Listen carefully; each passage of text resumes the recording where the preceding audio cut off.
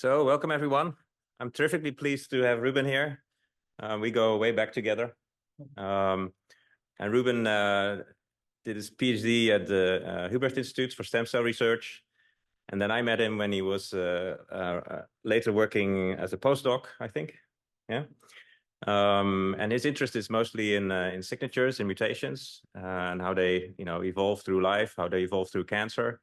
He's currently employed by the Princess Maxima Center to work on pediatric cancers. So he'll talk about that, no doubt. He also won some prestigious grants and some prestigious prizes, including the stem cell. Okay. What was it again? New York Stem Cell Foundation. New York Stem Cell Foundation. And that's also he has a good reason to come to the US every year, because they organize all these winners. They come together and they discuss things, which is very inspiring too for him. Yeah, so let me give the floor to Ruben. Yeah, thank you, Peter, for a very nice introduction. Okay, and is this one on? Can you hear me? Yeah. Okay, good, great. Well, thank you, Peter, and it's great to be here. This is my first time in Memphis. Usually I stick at New York, and now it was a nice opportunity to come more south. So I will talk today about the work we are doing in trying to find out where does therapy-related cancer come from in children, in childhood cancer survivors. And we use a lot of single-cell whole genome sequencing for this. So the main question that we have in the lab is where does cancer actually come from? Why do we develop cancer? And cancer can be seen as a result of a somatic evolutionary process where you can consider each cell as an individual competing for its existence in a niche. And two things are very important for that, and that is phenotypic diversity, so different phenotypes that these individual cells can have, but also selection, a context-dependent selection. So we study this, we try to study the origin of cancer in human tissue. So in our center, we had a pediatric cancer center. We have a large biobank of diagnostic rest material that patients donate to the institute, which we can use to study these questions. But the problem that we have is that we will always be getting the end product, so which is the cancer. And we want to know what is happening at the start of cancer. So actually what we want to do is go back in time and see what actually happened when this cell that eventually gave rise to the cancer, when it transformed. And I hope that I can convince you today that using, by studying the DNA, we can actually do that. We can actually go back in time and say something about the history of these cancers. So why is it interesting to study this question? Why do we get cancer? Because we know a lot of risk factors that contribute to cancer. Well, there are still quite some paradoxes that we cannot explain. And one of them is, which we actually started with when I started my lab, is why is the incidence of cancer between different organs so extreme variable? This is something I discussed this morning with the students, so I will not be discussing it today. But we've used a lot of single-cell whole genome sequencing of different organs to try to determine what is now the difference in mutation accumulation in these different organs and how does that contribute to cancer. One of the main questions that we have is why do children actually get cancer, which is also a paradox. There are some cancer types, leukemia and brain cancer, which have a higher incidence in children compared to adolescents. Yet their cells are not damaged by age at that moment. So this is also a paradox. So why is this actually happening? But today I want to talk about how can chemotherapeutic or environmental exposure contribute to cancer, and we focus on chemotherapy exposure. And the reason for that is that we're actually pretty good in curing kids with cancer, especially certain types of cancer. So leukemia, we almost cure 90% of all the children. Lymphoma, it's almost 100%. So we're actually doing a pretty good job in curing them. And this has this has been gradually increased the survival of these of the children during the last decade, and that is mainly due to the use of intense chemo and radiotherapy. So this comes at a cost. So childhood cancer survivors, they suffer from chronic health issues later in life, from cardiovascular problems, they have lung problems, they have infertility problems. They basically show premature aging phenotypes. Some people think that they suffer from premature aging. And one of the things they also suffer from is they get more cancer than the general population. So children that have already survived cancer have a higher chance of getting a second cancer. They get it more often, and they also get it earlier in life. So we want to know, how does chemotherapy, which is given at an early age, can eventually contribute to the onset of a new cancer later in life? And can we use that information to, for example, for early detection, or maybe even to better treat these cancers? But the point will be, we would like to prevent those cancers. So we know from sequencing of cancers that were metastasized or relapses, we know that although chemotherapy and radiotherapy is mostly cytotoxic, cancer cells that survive show a higher mutation load because of the chemotherapy treatment. So cancer cells, if they survive, they show a higher mutation burden, and this can be attributed to certain chemotherapeutic mutational signatures. But what we don't know is, what is the mutagenic potential of treatment in normal cells? So cancer cells are thought to be more sensitive to the cytotoxic effects of chemotherapy. That's why chemotherapy works. It doesn't kill the entire body, but it kills the cancer. But if those cancer cells that survive have a higher mutagenic potential and normal cells survive more often, does that also mean that chemotherapy is actually highly mutagenic for these normal cells? So the challenge to do this is that to actually answer this question is that every cell will have a unique repertoire of mutations, because mutation accumulation happens in a kind of stochastic manner. So it can happen anywhere in the genome, and every cell will have a unique places where the DNA will be damaged. And if this is left unrepaired or not repaired, it will cause a unique repertoire of mutations in each individual cell. So if we really want to answer this question, then we have to sequence the genome of a single cell.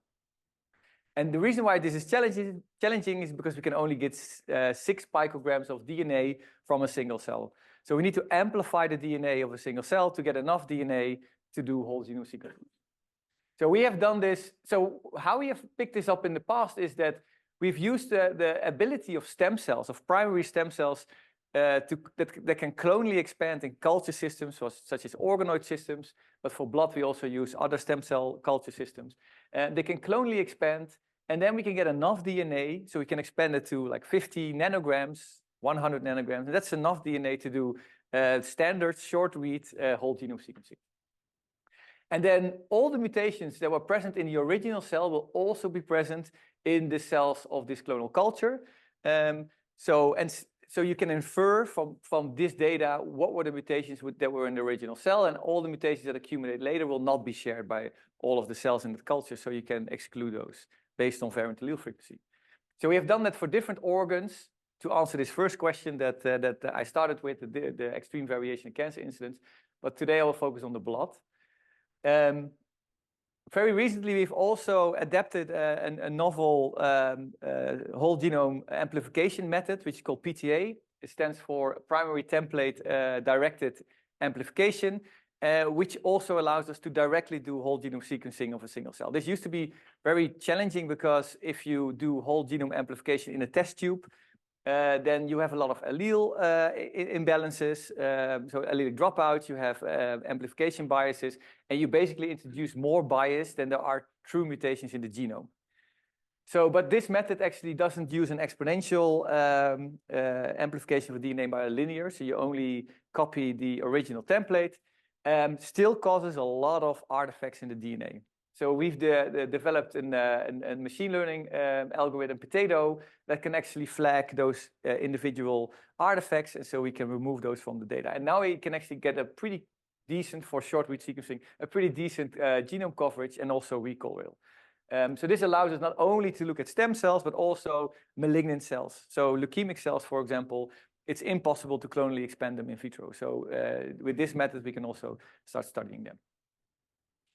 So before we wanted to answer this question, what is the mutagenic effect of chemotherapy? We first needed to determine how do mutations actually accumulate during healthy life in the hematopoietic system. We focus on the hematopoietic system because it's one of the most vulnerable tissues for chemotherapy exposure. So it's even sometimes the dose-limiting tissue for exposure. And sometimes for some cancers, we therefore also use autologous stem cell transplantation. So you remove first the stem cells from the patients so that you can give them a lethal dose, and then you infuse back the stem cells to really, and we thought this would be a good tissue to test what is now the damaging effect. So to determine first how do mutations accumulate during normal life, we isolated stem cells, so hematopoietic stem and progenitor cells from different donors, so different ages, and determined what is their mutation load per genome. So every dot here is a genome, and on the x-axis is the age of the donor, and here is the mutation load. And then you can see, and this is true for all tissues that you look at, healthy tissues, even the brain, which is an interesting thing, you see that there's a gradual accumulation of mutations throughout life.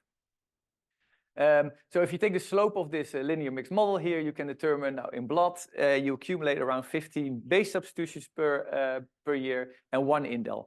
And we never see with the algorithms that we use structure variation, but I know it's very difficult. So now we can determine, okay, so what is now causing these mutations? So you have this linear accumulation, but what are the processes that underlie this mutation accumulation? And so for this, we used mutational signature analysis. So I have a short introduction slide, but I guess most of you will know what it is.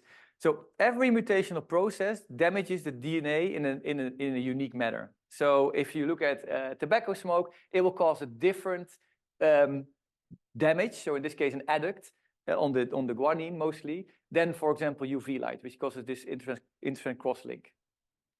So if that is left if that is not prepared or repaired incorrectly, it will lead to a different mutational outcome. Right? You can see here that there's a different mutational outcome than if you would look at UV light. So you can see those. You can determine. You can these things. You can view them as a mutational footprint or mutational signature. I like to use the comparison with footprints. That if you walk into the forest, you can see all these different footprints. Some footprints so like, oh, then this was a bear that walked here. Some footprints you can define as being different, but you do not know what is the cause of the footprint. So this is the one of tobacco smoke, signature 4. And then you see that if you look at UV light, the mutational signature is completely different. So you can use these signatures to infer what were the processes that were active in these cells.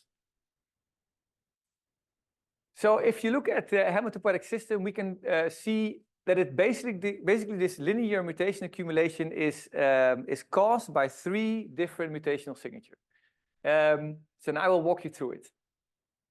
So what you show here is the contribution of each of the mutational signature in each of the cells that we looked at. So we did the mutational signature analysis for each individual cells and determined what is the contribution of each of these signatures to each cell. And then you can correlate them with age again. Right? So this is the mutation load, similarly as I showed you before, but now extracted for each of these different signatures. And then what you can see is that these different signatures, you can see that you have the signature 1. This is a signature which is caused by spontaneous deamination of methylated cytosines. So because we methylate our DNA, we make it a bit unstable. It can automatically deaminate and becomes a thymine. And this is a signature which is seen in any healthy tissue. So you see it in any healthy tissues. It's most predominantly in tissues that have a high turnover. So, for example, in the intestine, we see that this is the most predominant signature. So we think that this is a cell cycle dependent mutational clock. It's a clock because there's it shows a linear accumulation with age. So it's a process that is constantly active. The other mutational process that we see a lot in any healthy tissues is SBS5. So these 2 processes, the signature 1 and signature 5, you can see them in any tissue.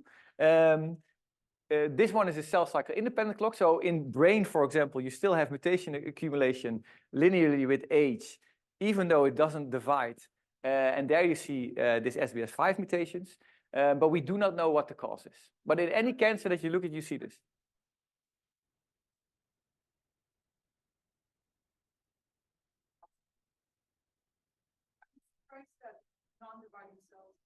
Yeah, this is a... Yeah, but so we don't know what the process is. So this is not sunlight. This is an endogenous process which is constantly active in your cells.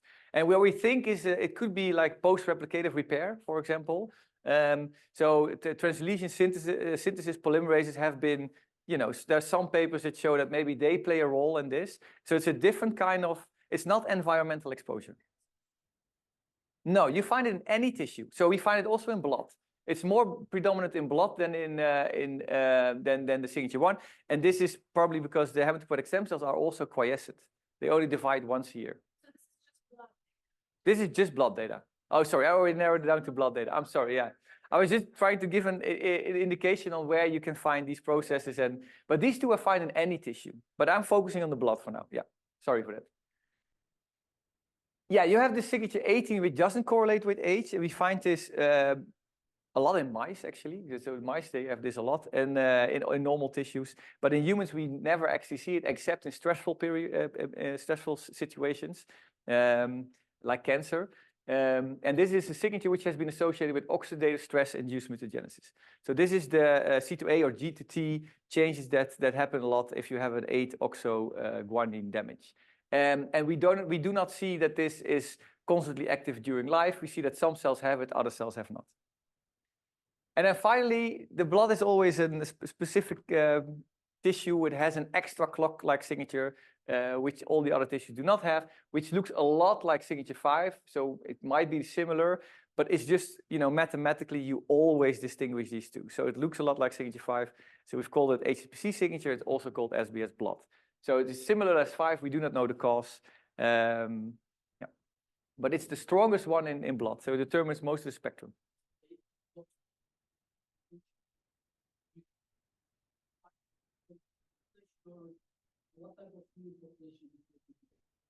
So which human population this is? No, so this is just people that donated their bone marrow for bone marrow transplantation. It's rest material.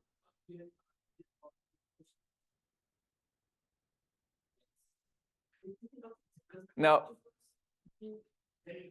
yeah. This is an interesting discussion because so in Europe, the rules are you have these privacy rules. So we are not allowed to look at ethnicity. So we don't know. Yeah, which is this is good. Which is good. Yeah. Okay. And so this is so we are not allowed just to look in the germline. We have to get explicit approval from the donor. So we don't look at it. So we only focus on somatics. And but you're right. So we don't know anything about lifestyle, for example. But that's the interesting thing about mutation accumulation in normal tissue. So independent of the lifestyle, it's very reproducible. You can see that the variation is extremely small. So it's yeah. So now we have defined how normal stem cells accumulate mutations throughout life. We can now determine what is now the additive effect of chemotherapy exposure. So to do this, we collected a cohort of samples from patients who were treated for an initial cancer, children who were treated for cancer, and then developed a second therapy-related AML. So this allows us to look in, and these patients, they get like, for diagnostics, they give blood at different points during the disease progress. So this is why we selected the therapy-related AML cohort, because we can actually look throughout time, how do mutations change, and then we can also see how does it contribute to the cancer. So the takeaway from here is that these children were treated for many different cancer types, and they have received many different chemotherapeutic agents. So it's impossible for us to determine, you know, what is now the chemotherapeutic agent that contributes to.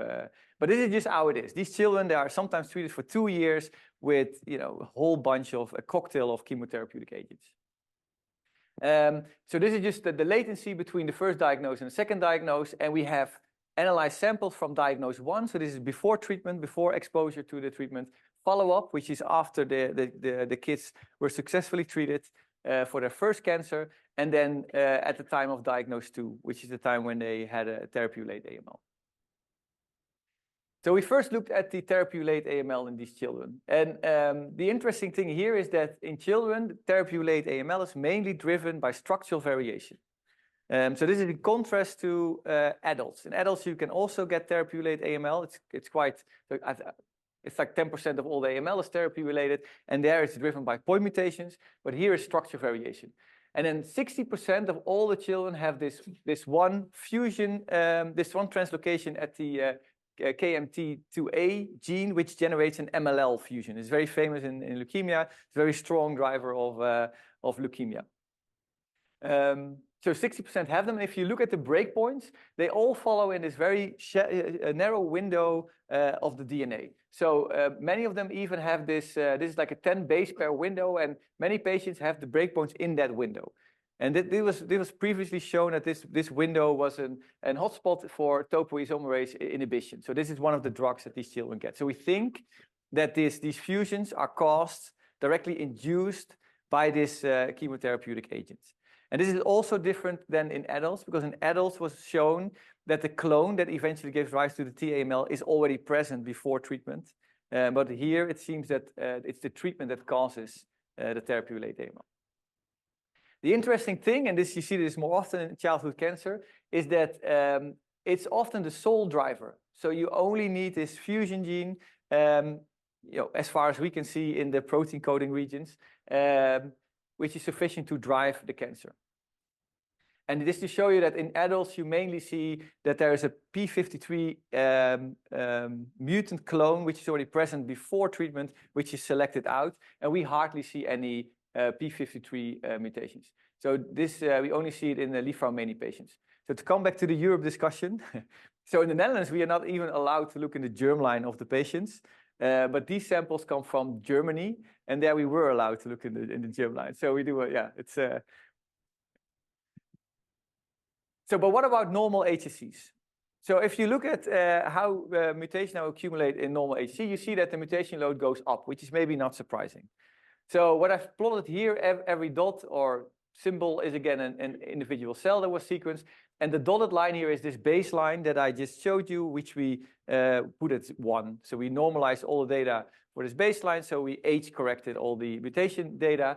And then you can see that, that both for the single base substitution as for the indels, the mutation load goes up. So what is causing this increase?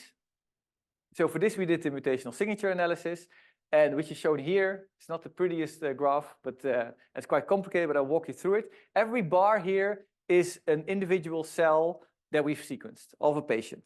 And then it's a stacked bar. All the gray bars are basically signatures that can be attributed to clock-like processes. So this is the SBS1, SBS5, or this HPC signature. So it's just normal aging mutation accumulation. All the colors are signatures for which we know that they are caused by chemotherapeutic drugs or novel signatures. And the surprising thing here was that although mutation accumulation is increased, we see that only very few of the chemotherapeutic agents that we know are directly mutagenic.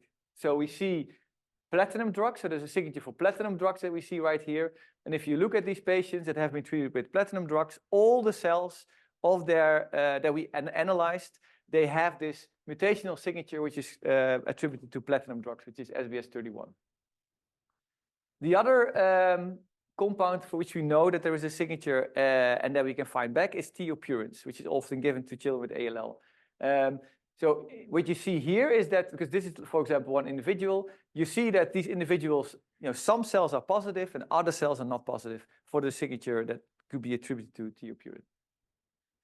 So we wondered, so why are not all cells positive? And for this, we generated phylogenetic trees of these patients. I'm going to walk you through this. So if you, by assessing mutations that are shared between different cells of the same individual, you can build like a family tree of a tissue. You can basically see which cells is more related to other cells. Because if they would share more mutations, they are more closely related, which means their ancestor divided very recently, whereas they don't share many mutations, then their ancestor divided a longer time ago. So it looks like this. So if you sequence a cell and you get the mutations, you can plot them on a molecular time scale, right? Because I showed you that mutation accumulation is linear, so you can calculate time in hours, but you could also calculate time in the number of mutations that you have. So this cell has 700 mutations. If you now sequence another cell from the same individual, we see that there are 600 mutations which are shared between these two cells, whereas this cell has another additional unique 100 mutations. So it means these 600 mutations were accumulated earlier in life than these 100 mutations. So the more cells you do, the higher the resolution your tree becomes. So you can now see that these 400 accumulated first, and then these 300. And you can also start doing the mutational signature analysis based on the mutations of these individual branches. So in this case, we can see that there's a strong contribution of this chemotherapy-induced signature, whereas here you do not see it anymore. You see clock-like signatures. So meaning that somewhere here, the exposure to the chemotherapeutic drug disappeared. So in time. So here there's no exposure anymore. You can also start seeing, when in time did these the fusion gene, when did they accumulate? Because they accumulated around here, and using the molecular the mutational signatures, you can even say you can even estimate what the time was when the child got this fusion gene. Right. So we have done this for one of these patients that have thiopurine signatures in their DNA, and the tree looks like this. So this is just an example. This symbol is supposed to be a cell. So these are all normal, so phenotypically normal HSPCs. With this, I mean when we flow sort them, so when we isolate them, they have all the phenotypes of a normal HSPC. Plus, they can clonally expand in our culture. So these cells were all clonally expanded in our culture system. So a leukemic cell we're not able to clonally expand them. And what you see is that normally normal tissues are very polyclonal, which means there's hardly any relation between them, because they very early during granulation this diverge, and then all these different pluripotent cells make different parts of the organs. So that's what you see here. So we had 3 normal cells that have no relation at all with the therapy-related AML, which is right here. So this is an TMN. So you see that there's no relation at all. This is the first cancer, so the original cancer that the patient was diagnosed with. And all these cells were isolated at diagnosis 2, except, of course, for the diagnosis 1. But you can see here that there's no genetic relation between the first cancer and the second cancer. That's how we define a novel second cancer. But most of the cells that we actually assessed, normal cells, they share quite some genetic relationship with the therapy-related AML. And most importantly, they share the driver, which is this MLL fusion. So this fusion caused by this rearrangement in KM2A, which is odd because for some cancers, this is the sole driver that is needed, as far as we can see. But yet these are still phenotypically normal cells. So in this case, the therapy-related AML clone has an extra mutation in KRAS right here. So only the cells that share this MLL fusion, those are the ones that have this thiopurine signature in them. And we think that this is because these cells are actually replicating more often. The MLL is a very strong driver, and it makes cells replicate.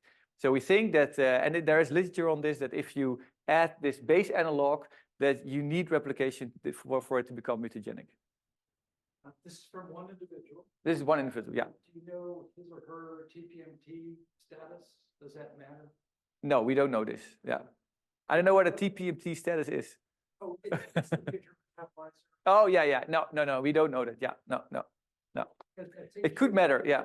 They have to dose thiopurines over some ridiculous range of natural variation. Yeah. Because of Yeah. No, we don't know this, but this is a good point, yeah. Use the mic. But this is a good point. But this is in one individual. So this could not explain, probably, I don't know, whether these cells do not have it and these cells do have the signature. But we do indeed see many ALL patients, because we sequence more ALL patients without therapy-related AML, who do not show this thiopurine signature, even though they have been exposed to it. So we think that thiopurine, we find this interesting observation because we are very interested in how does a tissue regenerate, and human tissue regenerate after chemotherapy exposure.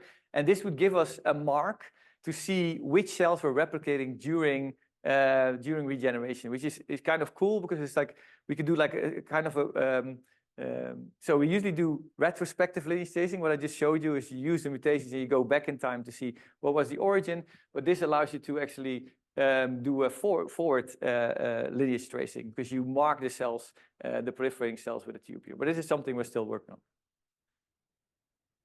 So most of the cells that we actually, of most of the patients that we looked at, most of the cells do not show any any of these chemotherapy signatures. So they all show only this clock-like signature. And many of them actually are ALL patients who received TOPR. So we don't know why this is. But if you look at their cells, so even though you do not see any signature which can be attributed to a chemotherapeutic agent, they still have a higher mutation load. So their spectrum and their mutation burden looks exactly like a healthy individual, but just higher on the age line. And this can actually be quite impactful because you have to imagine sometimes 3 times more mutation than you would expect. So a boy of 10 years old will have the same mutation load as somebody of 30 years old. So we don't know whether this is actually important or doing something with the functionality of the cells, but this is something that we are currently very interested in, and we want to study this. What we do know is that if you look at the additional driver mutations, so next to all the fusions, which is the plotted here, so every bar here is a driver gene, so a point mutation driver gene. And then the bars indeed indicate what the probability is that a certain signature causes them. And again, we see that many of these mutations are just caused by this clock-like signatures, this normal aging. So we do think that that this, what we call enhanced mutational aging, can actually also cause driver mutations.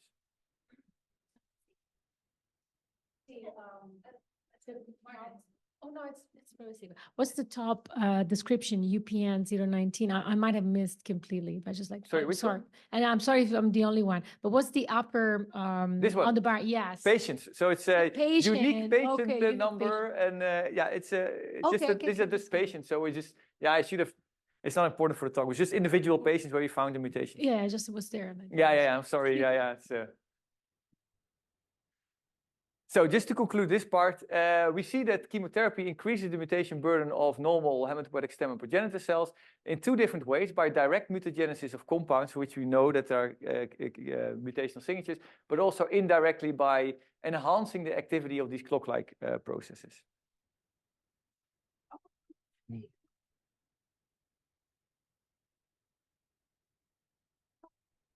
Sorry, I was like, chemotherapy increases, or do you think it could also some of the mutations that are not, fingerprints of or footprints of specific drugs? Do you think it might be indication of just pre-existing tendency to have a higher mutation rate, and that's why those kids had this disease?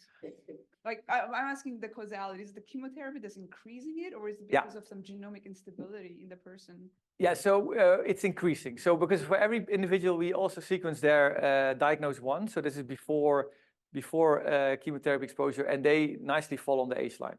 So it's one of the first graphs that I showed. Go back. It's a bit of It's causal. You see, so here, this is from the same page, diagnosed one. So you don't see that there's an increase in mutation load compared to healthy bone marrow.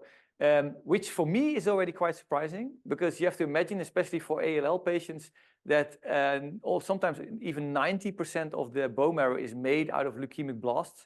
So you have a very small population that actually needs to replicate and needs to make the blood, because you need blood, otherwise you die.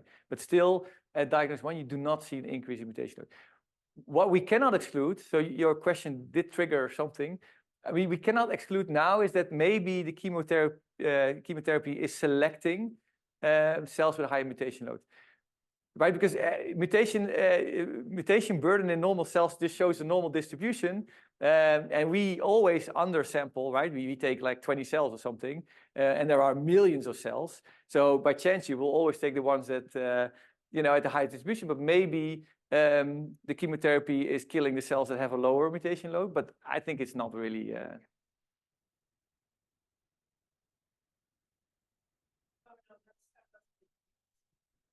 Okay.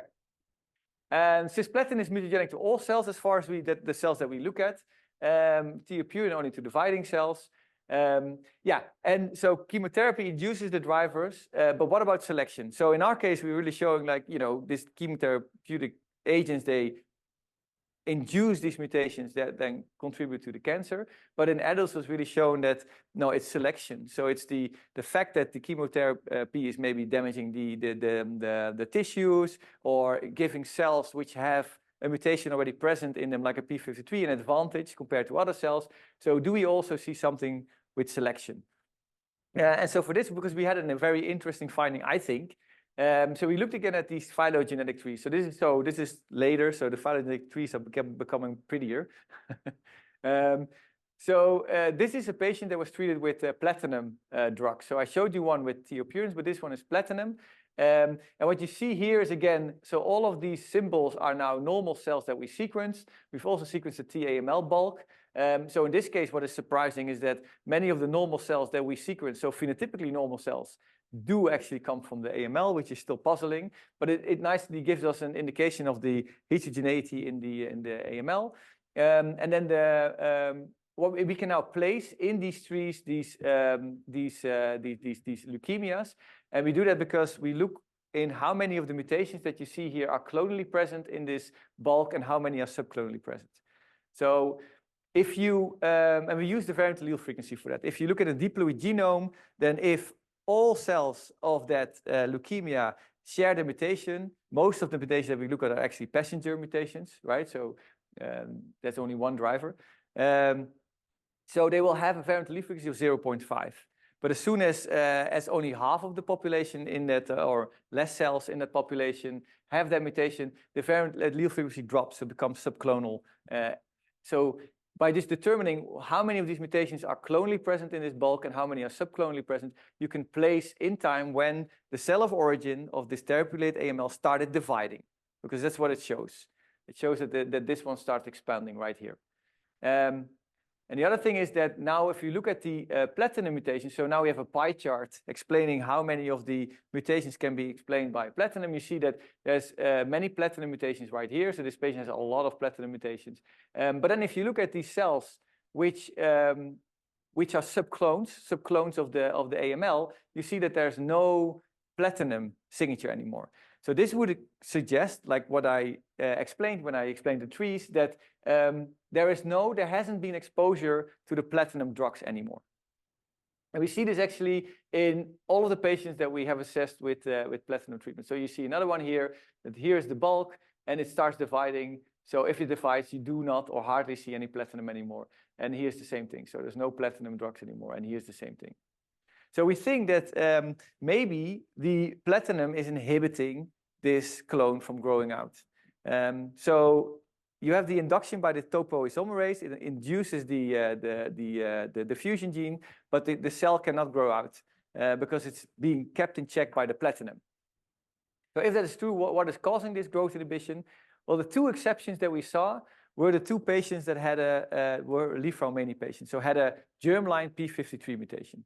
So the patients that have a germline p53 mutation, they lose the second allele. So they are heterozygous, they lose the second allele, and then they replicate through the platinum exposure.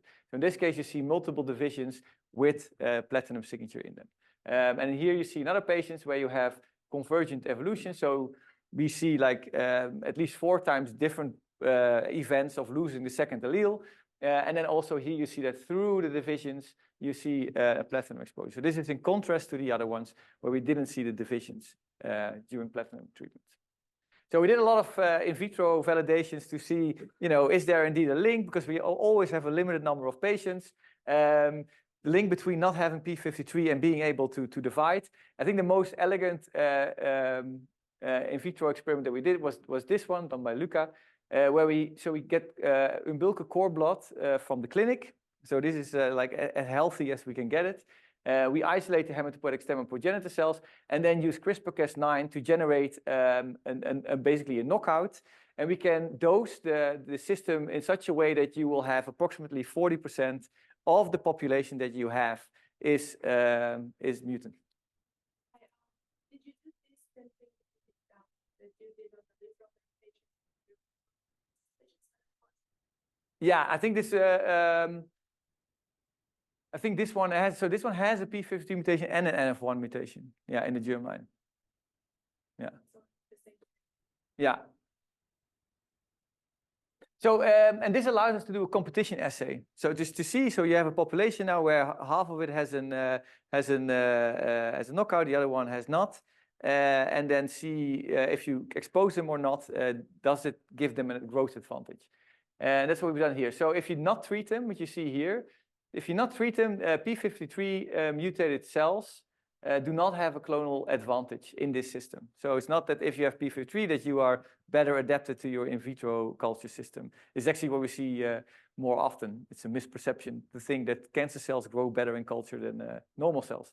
But if you start treating them, if you expose them to thiopurine, then you see that there's there is actually an enrichment. So there is an advantage for this P53. So we do think that there's some synergy between having a P53 mutation and the exposure.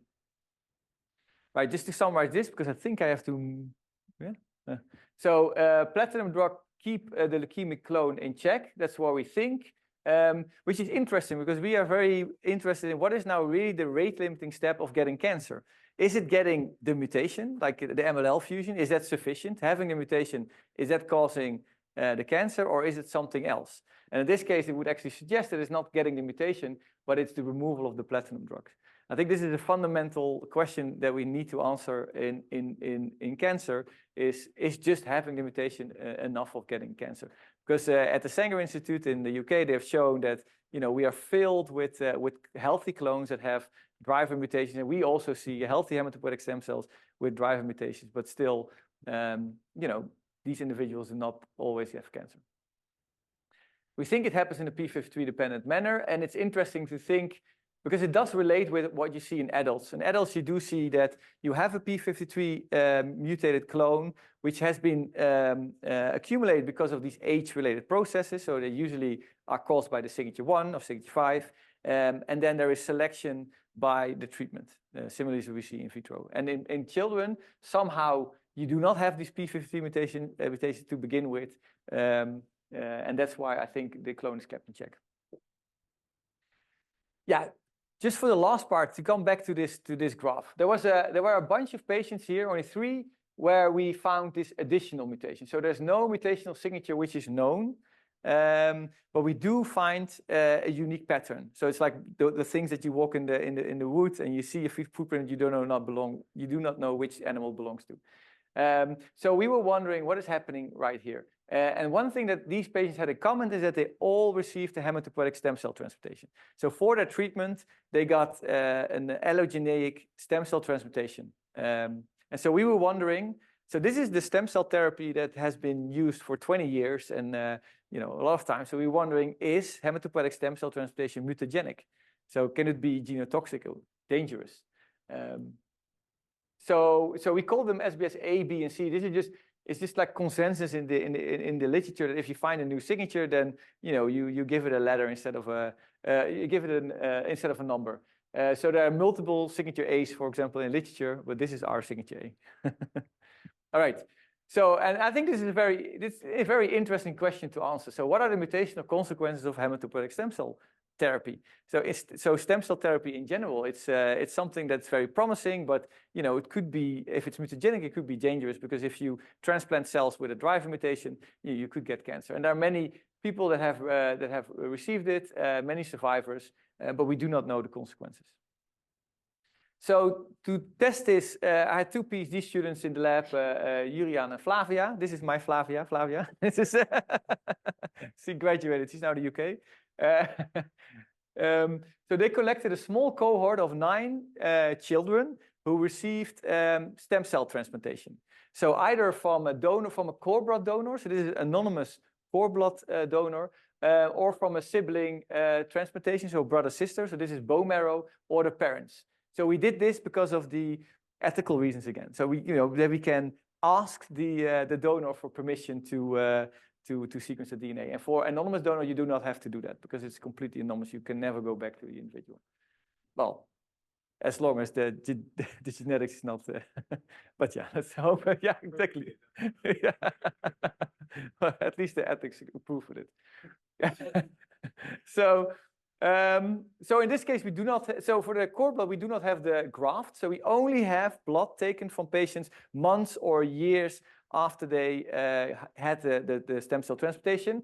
But in this case, we still have grafts. So in bone marrow transplantation, the graft is kept, is put in our biobank, and we have permission then from both donor and recipient to sequence the DNA.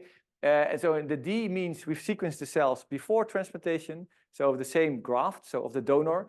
And then the R is the recipient's months or years later. But but the genome is of the donor. That's very important. So that's why we compare the donor with the recipient. But it's of course the same.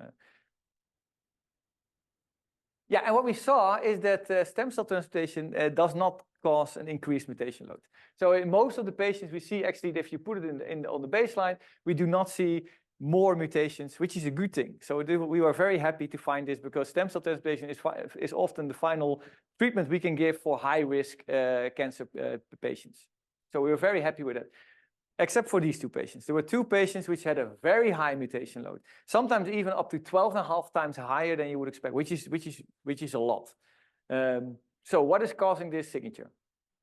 So we did the mutational signature analysis, and again, every bar is a cell. It's a stacked bar. We use different colors now, and then you can see that the cells with this weird symbol above it, those were the cells that had a significantly higher mutation load than you would expect. And remember, those were cord blood cells, so they should have like 20 to 50 mutations, but they have quite a high mutation load. And all of them have this, so the rest all have this signature, HPC signature 1, 5, which I already explained. But these patients only had this SBS-A, and it was the same SBS-A that we also independently found in this other study. So we were wondering what is causing this new signature.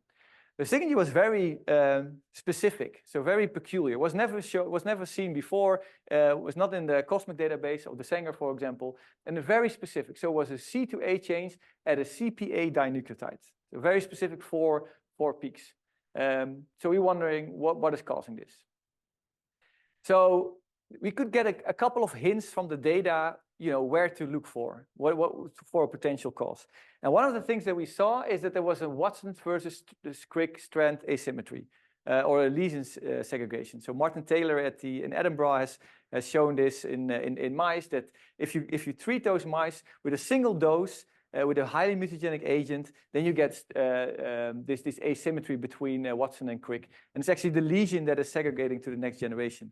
But for us, what is important is that you can only get this if there's exposure for not more than one cell cycle, because both strands will be damaged, but then both strands go to another daughter cell. And if there's no exposure anymore, then you get these asymmetries in the mutation patterns that you see. So for us, it's to show that this is whatever it is, it was a short exposure. So in contrast to the endogenous processes that I've been talking about so far, it's more like the chemotherapy agents, right? So short exposure, and not longer than approximately 40 weeks, because hematopoietic stem cells is thought to divide every 40 weeks. We saw another strand bias, and that was a replication strand bias. So using RepliSeq, which is basically determining when certain parts of the DNA are sequenced during the S phase, you can determine what is the orientation, so what is the leading strand and the lagging strand, and then you can also compute whether there's an asymmetry there. So if you have, for example, a Pol E mutated colon cancer, you would see a very strong replication strand bias, because it's only leading strand synthesis. And what we saw is that there was also a pretty strong replication strand bias. So we see that the C2A mutations were enriched in the leading strand, which means that the G to T mutations, no, I'm saying the wrong. Yeah, so the C2A were enriched in the leading strand, yeah, and the G to T mutations. So because C2A is the same thing as the G to T, because of sequence complementarity, you cannot see the differences. The G to T were enriched in the lagging strand, and this will become important because I will show you why this is. So whatever, it indicated us that whatever it was, it had something to do with aberrant DNA replication. So there's something wrong with DNA replication. You can only see this if it's coupled to polymerases, for example. So we went back into the clinical records and saw that these two patients were treated for a viral reactivation. So often during hematopoietic stem cell transplantation or transplantation in general, you can get reactivation of viruses that we are normally immune for. And in this case, they had a CMV reactivation, and that you need treatment. So we are like 80% or almost all of us are immune to this virus. But if you are immune compromised, you can get reactivation. So we wondered, what kind of drugs did these patients got? And they got an ganciclovir, which is a guanine analog. So now this is why I said the G to T. So guanine analog, or foscarnet, which is a pyrophosphate analog. And the idea is that you give these analogs to the patient cells. They get phosphorylated by kinases that the viruses encode, and then it gets built into the DNA, but it cannot be elongated anymore. So the virus dies basically because the virus cannot replicate itself. But these were ideal candidates because they were given very short term just to treat the infection, and they directly affect DNA replication. So are these antiviral drugs the cause of this SBSA? So we went back to our favorite model system, in vitro model system, which is the umbilical cord blood. We isolated the stem cells, did a very short-term exposure of these compounds. So we love this system because there's hardly any mutations in the background. It's very easy to see any mutational differences. We did clonal expansions and then sequenced it and found that indeed ganciclovir causes a massive increase in mutations. So normally you have like 20 to 50 mutations. This is one dose, one cell cycle. Well, we think this is one cell cycle. This is the second one, but it's if you are interested, that we can discuss it later. And it goes way up. So in this system, we've tested irradiation, platinum drugs, thiopurines, all those chemotherapeutic agents, and nothing is as mutagenic as the ganciclovir in this system. Foscarnet doesn't do anything, and the combination is the same as the ganciclovir. If you then look at the signature, it's almost identical to this SBSA. So you see these very specific peaks. So we can conclude that ganciclovir can indeed cause this SBSA mutation. So is this now a bad thing? So does this have any carcinogenic potential? So for this, what we did is we just went through many cancer genomics databases and just screened for how many times do we find this signature. And luckily, we do not see it very often. But it could be that people are excluded from those databases if they have a history. But we did see it in 8 different patients. All of them had a history of transplantation. 6 of them had a bone marrow transplantation, and they had for leukemia, and 2 of them had a therapy-related AML with this signature in it, and 4 was relapses. But we also found some solid tumors. I think it was a uterus cancer and a breast cancer.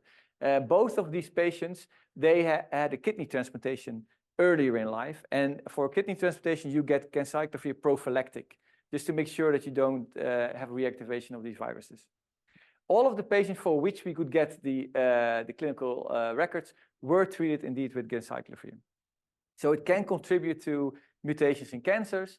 And if you look at the driver mutations in those cancers, we can find that some driver mutations can be explained with a certain probability by the ganciclovir. And the most important one is the RAS genes, because these RAS genes are very potent oncogenes. They drive many different cancers, and they have these really specific hotspots. And ganciclovir can, falls exactly in those hotspots. This has been repeated by a group in China with many more cancers, and they find even more RAS mutations that can be contributed to ganciclovir. So we do think that there is some carcinogenic potential. So this. Yeah, I'm done. One more slide because I was scared. So we discovered this during the pandemic, at the time when, especially here, the Biden and Johnson in the UK wanted to give molnupiravir to everybody, which is also a nucleoside analog. So we were wondering, how are there more nucleoside analogs mutagenic? And if you look at them, ganciclovir is the most mutagenic thing we've ever seen in our system. But then acyclovir or penciclovir are quite similar structurally, and they are used by many more people throughout the world. So there's many of these nucleoside analogs. So we wondered, are more mutagenic, and luckily not all of them are. So we find that most of them are not mutagenic. Nothing is mutagenic against ganciclovir, but some of them do have a certain level of mutagenicity. Especially if you use them constantly, it could be damaging. Yeah, this is fascinating. You think that if something is too mutagenic, then the immune system would just take it out right away. Mm. So, I mean, if you're getting thousands of mutations, it's just it's gone. Well, that's the question. So most of the mutations I'm talking about are all passenger mutations, right? So I think the mutagenic, the immune system would only survey, would remove cells that have a lot of mutations in their protein coding regions, which are then also presented on the surface of the cells. Mutation rate is that high. Yeah. Well, yeah. Thinking about, we do a lot of some experiments where you take like a genetically engineered mouse model, take the cells, plate them, and then add pre and active oncogene in culture, and every cell in that plate will be a cancer. Mm. But if you do that in a mouse, Yeah, they will be. Yeah. it mostly won't be. No. So you're talking about developing cancer that mutagenesis setting. Yeah. And I completely agree. So this is also one of the reasons why I'm just saying, like, I'm not saying that this is causing cancer, because I'm very careful with that. Because, like I said in the beginning, like, I'm very interested in what is the rate limiting step of getting cancer. And I think if you look at all the mutation rates we have determined in all the different organs that accumulate, like the liver, the intestine, if you would multiply those mutation rates, like take the maybe I have it in my discussion slide. I don't know if no, I don't have it. But if you take the 15 mutations per year that you accumulate, if you multiply that by how many cells we have, and if you multiply that by the estimation of how many stem cells there are in our body, then you can calculate that every 100 days you mutate a complete genome. So I think we are filled with cells that have these potentially cancer driver genes, and perhaps the immune system is clearing most of them, and that is the reason why we not all get cancer before we are 5 years old. So I think it's the same thing with this. So we cannot show that ganciclovir is carcinogenic. If you give back in the 70s or something, in the 60s, when they developed this drug, if you put it in a rat, it will get cancer. So there were already indications that it is carcinogenic, but I think you're right. So mutation induction is not the whole story. Yeah, and this is just because I'm running out of time. My conclusions. Yeah, I just told this, so I'm not gonna. Yeah, this is just to show you that we consider ourselves to be historians. So we hope that I convince you that by looking at the DNA, we can actually use the DNA as an historical archive of the cells of a cancer or of human tissue. We can go back in time and start, looking at what is the history, when did certain things happen, and I'm just very fascinated by this, using these phylogenies and these mutational processes. And with that, I would like to thank you for your attention. Thank all the people that were involved, and also the funders. Thank you.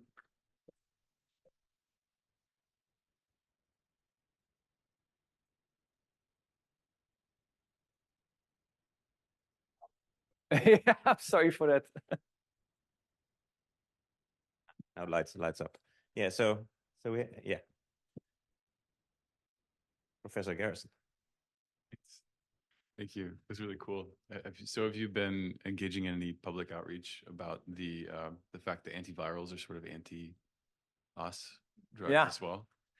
Yeah, this is one of my frustrations. Yeah, I actually was trying to figure out which one of those herpes drugs I took for shingles once. It was like freaky. Yeah, it's freaky. Yeah. So actually, within and so when we published the paper and came with a press release, I want to just put like antiviral agents can be mutagenic, and they were very much against it. So yeah, so they're very scared, and we really need to show that that it is bad. I mean, it is a life-saving drug for these children, or for humans if they get CMV. And the Forscanet, which is we can also be used, it's also very potent, but it's also a nasty drug. So it can cause kidney problems, and you have to be hospitalized, whereas the ganciclovir is a pill. Yeah, so the only thing I've been doing, because we have been trying to do this through our center and with some other institutes in the Netherlands, and it's very difficult. The only thing I can do, that's why I still keep it in, although it was published many years ago, is to create awareness throughout the world. So that's the only thing I'm doing so far. Yeah. Are you considering any kind of, I don't know, work with regulatory agencies on this? We have done, yeah. So we have done that. So there's a regulatory institution in the Netherlands, where you can, if you have like side effects of drugs, which you can report those. So we have done those, and they said like, yeah, that they didn't consider this to be a side effect. So yeah, which is, I mean, maybe it's Dutch law. I mean, Dutch law is super bureaucratic and super bad, but this was not a side effect that. Yeah. So I really tried. We should be looking at mutational signatures when testing drugs. Like that should be a thing. Oh, I do have some interesting. Yeah.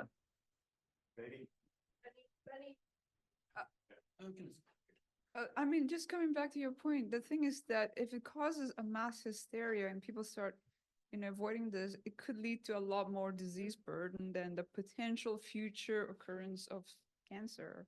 So it has to be done very carefully. This is so it's called the prevention paradox, right? The same thing with vaccination. So as soon as you will never know. This is the big problem if you study late effects in cancer patient survivors. But you will never know. It will take you decades before you know whether it has an effect, yes or no. So I kind of agree. So I'm like, you do have an in vitro. Yeah. Exactly. Yeah. During the lifespan, actually, we are accumulating more mutation, and you are showing that actually this kind of antiviral can increase this accumulation maybe process. The other thing actually during the lifespan, I mean, the telomeric erosion, we are losing the telomere. But from this perspective, actually, I mean, did you think about this kind of treatment on the telomere erosions? Yeah. So we can still look at the length of the telomere of looking at how many reads that map to the telomere sequence. You can have that as an estimation of how large the telomeres are approximately. So there are some tools for that. So we've used those in the clonally expanded culture systems that we have, where we just have normal bulk whole genome sequencing data. So there we have looked at it. We have seen, so there's one study they are currently trying to publish so we don't see a lot happening, except, which is kind of interesting. So we have looked at a cohort of patients that were treated while being in the uterus. So these are mothers that get cancer while being pregnant, and that's usually breast cancer or Hodgkin lymphoma. And then they give them treatment. So these children are born and they appear healthy. We get some cord blood and we sequence those. And then we see again platinum coming back, and we see an increased mutation load. And there we also saw a significant decrease, in the telomeres. We don't know what the effects are on the patients because this. Well, that's what I think. Well, but this is really difficult to. Yeah. Is there time for another question? So I'm really interested in obesity and cancer risk. And so from the early part of your talk, when you were talking about the signatures, so first of all, I wonder if you've ever looked at BMI or waist hip ratio or anything with obesity signature. Yeah. Because so there's, right now there's supposed to be 13 cancers associated with obesity that lead to increased risk. Yeah. So for example, multiple myeloma. But why not leukemia? It doesn't make sense. Why, if it is oxidative stress or cytokines or whatever that's associated with obesity or lipids, why are there only 13 cancers associated but not the others? Yeah. So I think it affects selection of clones. So we had, this is years ago, we studied, I was studying the liver. So this is the first talk, which I didn't talk about. And we got the livers from this were transplantation livers, where we got the healthiest livers that we could get. And I asked the surgeon, what do you do with the diseased liver? And they said, well, we throw them away. So we started looking at those too. And they were fatty livers, but also with alcohol abuse. And what you see, we didn't see an increase in mutation load in those cells compared to the healthy ones. But what you do see is that we saw the same mutations in different cells coming back more often. So Peter Campbell at the Sanger Institute has published, way before we published, a really beautiful story on if you look at clonal expansions in the liver, in I think fatty liver, you see that they have these massive clonal expansions. So I think that in this case, selection is probably more important for the carcinogenic exposure than the mutagenic. And this could be important for different, it could be different for different organs. So maybe because the intestine is replicating a lot and it has this architecture where you have crypts and villi. It's very difficult maybe to have these massive clonal expansions before getting a cancer. So maybe that explains some of that. Ah, which one? Did you? No, we haven't done that. No.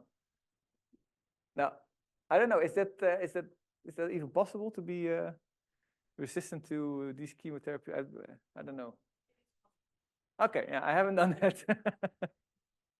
Well, they will probably be less susceptible, but we are more thinking about the other thing. So, can we find mutations that or can we find actually predisposition to sensitivity to certain chemotherapeutic? So the second tree I showed with all the platinum induced mutations, we actually almost explained 100% of all mutations with platinum, which is weird because because you would also expect to find the clock-like signatures.